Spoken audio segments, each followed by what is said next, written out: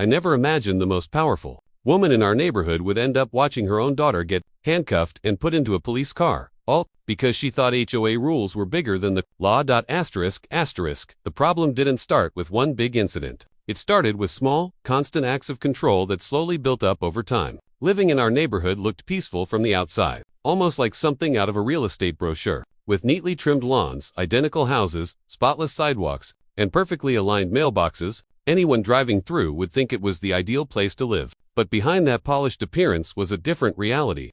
One shaped by fear, pressure, and an HOA president who treated the community like her personal kingdom. Instead of focusing on keeping the neighborhood safe and organized, she obsessed over control. Every rule felt less about maintaining standards and more about proving authority. She didn't behave like a volunteer leader elected to serve residents. She acted like a ruler issuing commands. The bylaws weren't guidelines to her, they were weapons she used to intimidate people. Every month there seemed to be a new restriction. Every week there was another warning email in everyone's inbox. It felt like we weren't homeowners anymore. We were tenants constantly being watched, evaluated, and judged. People couldn't even relax on their own property without worrying about what might trigger the next violation notice. Something as small as leaving your garage door open for too long could result in a fine. Putting up holiday decorations that were too bright or too colorful could earn you a written warning. Even trash cans had to be brought inside within an exact time frame, as if leaving them out a few extra minutes would somehow ruin the neighborhood forever. The rules weren't enforced fairly either, which made everything worse. She picked and chose who to target,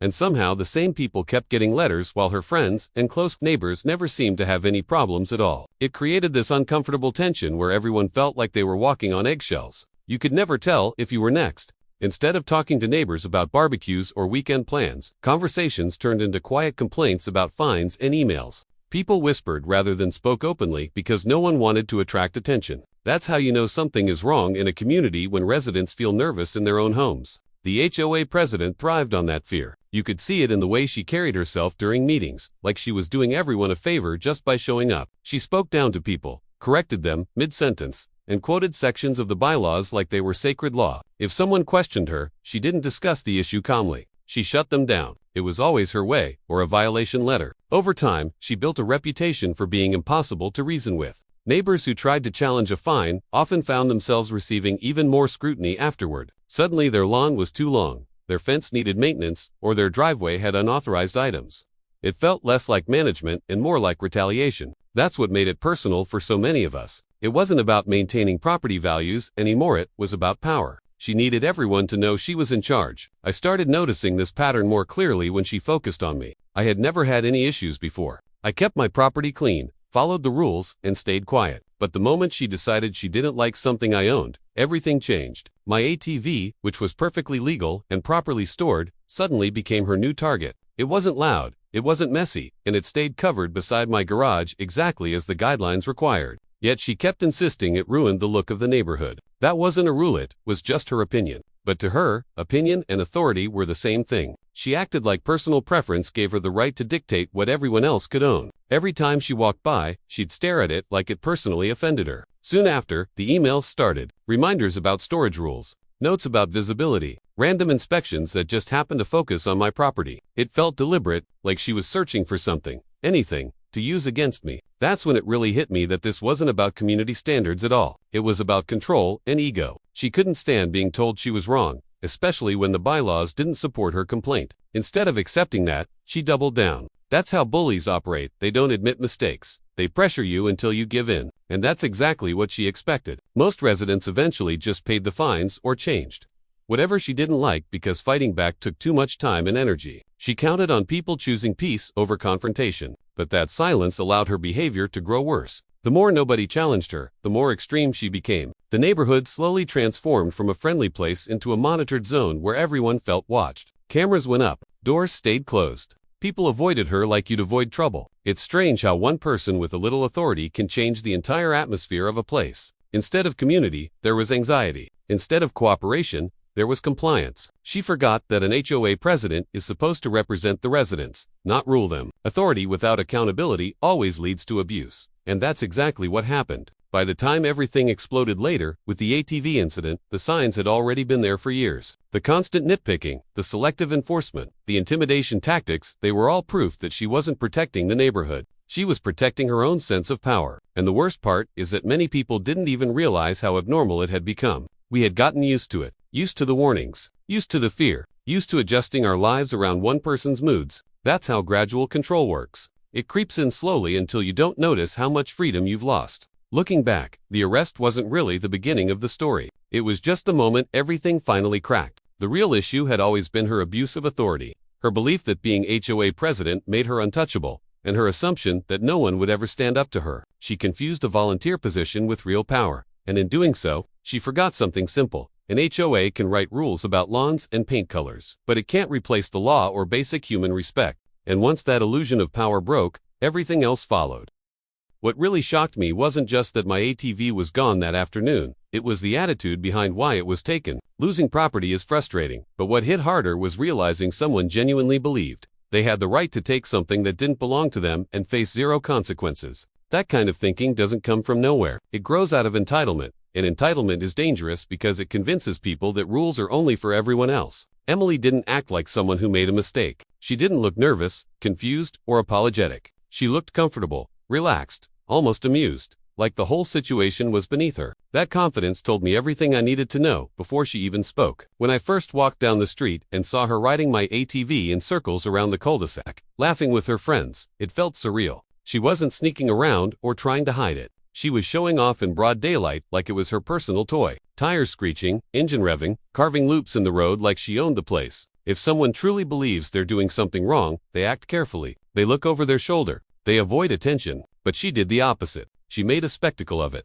That's what happens when someone grows up thinking their family's position protects them. The neighborhood had always treated her mother like some kind of authority figure. So naturally, Emily absorbed that same mindset. She'd probably watched her mom find people, threaten people, and boss everyone around for years. To her, that behavior must have looked normal. Power wasn't something to respect. It was something to use. And if your parent runs the neighborhood, why wouldn't you feel untouchable? That's the lie entitlement tells you. It whispers that consequences are for other people. It convinces you that status equals immunity. Standing there watching her, I realized she didn't even consider that what she did could be illegal. In her mind, it probably wasn't stealing. It was just taking something she didn't like seeing and using it because she could. When I approached her calmly and asked why she had my ATV, she didn't flinch. No apology. No embarrassment. Just annoyance, like I was interrupting her fun. That reaction stuck with me. Most people, even if they mess up, show at least a little guilt when confronted. But she laughed. Actually laughed. Then she said her mom called it an eyesore. Like that alone justified everything. As if someone's personal opinion somehow cancels out property rights. That's not just immaturity. That's learned behavior. She'd been taught, directly or indirectly, that her family's preferences mattered more than other people's ownership. And then came the sentence that made everything crystal clear. You can't do anything. My mom runs this neighborhood. That wasn't a guess or a bluff. It was pure belief. She truly thought I had no power to respond. To her, the HOA wasn't just an association. It was the law, and her mom was above it. That level of confidence only comes from never having faced real consequences before. Maybe teachers let things slide. Maybe neighbors stayed quiet. Maybe rules were bent her whole life. Whatever the reason, she'd reached 19 years old without learning a simple truth. Actions have results. When people grow up, shielded from accountability, reality hits harder when it finally arrives. Calling the police wasn't about revenge or anger. It was about drawing a line. Because once someone thinks they can take your property without permission and laugh about it, it doesn't stop there. Today, it's an ATV. Tomorrow, it could be something bigger. Entitlement doesn't shrink on its own. It grows until someone stops it. When the officers showed up, you could see the shift in her posture almost immediately. The laughter faded. The casual attitude cracked. For the first time, she looked unsure. Because now, this wasn't neighborhood politics. This was the real world. Real uniforms. Real authority. And unlike HOA warnings, these consequences couldn't be deleted with an email or argued away at a meeting. The law doesn't care who your mom is. Watching her hesitate when the officer asked if she had permission said more than any excuse could. She looked at her mother first, like she was waiting for instructions. Like she expected her mom to talk her way out of it the same way she probably had countless times before. That moment showed how dependent she was on that false sense of protection. She wasn't used to standing on her own. She expected someone else to shield her. But the officer didn't play along. He didn't care about titles or neighborhood drama. He cared about facts. And the facts were simple. She took a registered motor vehicle without permission. That's not borrowing. That's unauthorized use. When my neighbor brought out the security footage, whatever confidence she had left disappeared completely. Seeing yourself on video committing the act removes all wiggle room. There's no story you can twist. No excuse you can invent. The truth is right there on the screen. She hadn't stumbled onto the ATV by accident. She hadn't assumed it was free to use. She had deliberately walked onto my property, removed the cover, and taken it. That's intent. And intent changes everything. You could almost see the realization hitting her all at once. This wasn't going to end with a warning or a lecture. This was real trouble. Handcuffs aren't symbolic. They're final. When the officer placed them on her wrists, the whole mood shifted. The same girl who had been speeding around laughing minutes earlier suddenly looked small and quiet. Reality had caught up. Entitlement evaporates fast when faced with consequences. That's the thing about believing you're above the rules. It works only until the moment it doesn't. And when it breaks hard. Sitting in the back of that patrol car, staring straight ahead, she looked nothing like the confident person who told me I couldn't do anything. That's because confidence built on privilege isn't real strength. It's just a bubble. And once that bubble pops, there's nothing underneath. The charges she faced weren't just legal penalties. They were life lessons, fines, community service, a record that follows you for years. All because she assumed ownership didn't matter. Because she thought authority protected her. Because she believed consequences were optional. It's amazing how quickly one careless decision can change your future. Colleges ask questions. Employers run background checks. Suddenly that harmless joyride isn't harmless anymore. That's what entitlement blinds you to. It makes short-term fun feel bigger than long-term impact. If she had simply knocked on my door and asked, the entire story would have been different. I probably would have said yes with supervision. I'm not unreasonable. Most neighbors aren't. But entitlement doesn't ask. It takes, it assumes, it demands, and that mindset is what got her into trouble. Not the ATV itself, not the neighborhood drama, but the belief that she didn't have to respect someone else's property. That belief is what put her in handcuffs. In the end, it wasn't about punishing her. It was about restoring balance. About reminding everyone that no matter who you are or who your parents are, the rules still apply. Because the moment people think they're above accountability, society falls apart. Consequences aren't cruel. They're necessary. They teach boundaries. They create fairness. And sometimes, unfortunately, the lesson has to be learned the hard way. With flashing lights in the driveway and the back seat of a patrol car closing behind you. The moment the patrol car pulled away from the curb with Emily sitting silently in the back seat, something shifted in the neighborhood that I hadn't felt since the day I first moved in. It wasn't excitement or gossip or even satisfaction. It was something quieter, something heavier, but somehow relieving at the same time. It felt like pressure releasing. For years, there had been this invisible weight hanging over everyone's head, like we were all being watched and judged constantly. And suddenly, for the first time, that weight didn't feel as strong. The illusion had cracked. The person everyone thought was untouchable had just learned the same lesson.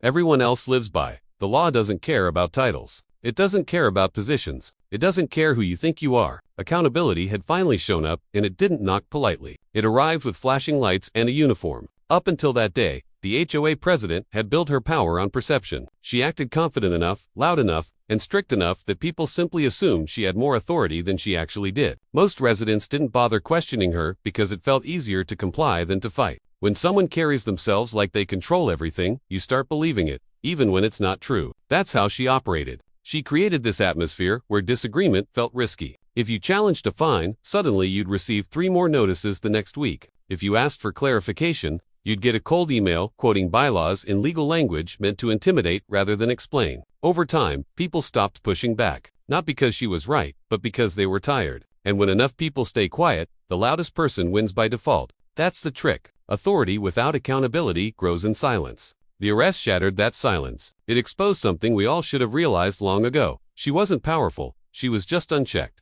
There's a huge difference. Real power comes from trust and respect. Her version came from fear, and fear disappears fast when reality steps in. After the police left, I noticed neighbors stepping outside their homes, pretending to check mail or water plants, but really just trying to process what they'd seen. People who normally kept their heads down were suddenly talking, not whispering, not hiding, just talking openly. It was like a spell had broken. You could see it in their expressions. Shock at first, then curiosity, then something close to relief. Because if her own family wasn't above the law, then maybe none of us ever needed to be afraid of her in the first place. That realization spread faster than any HOA email ever had. Within a day or two, conversations started happening that had never happened before. Neighbors compared stories. One person mentioned getting fined for leaving their basketball hoop out overnight. Another talked about being charged for a fence color that had already been approved months earlier. Someone else shared how they'd been threatened with legal action over a small garden decoration. Piece by piece, a pattern formed. It wasn't enforcement, it was harassment. Selective, personal, and often unfair. We all had similar experiences, but until that moment, everyone thought they were alone. That's how intimidation works.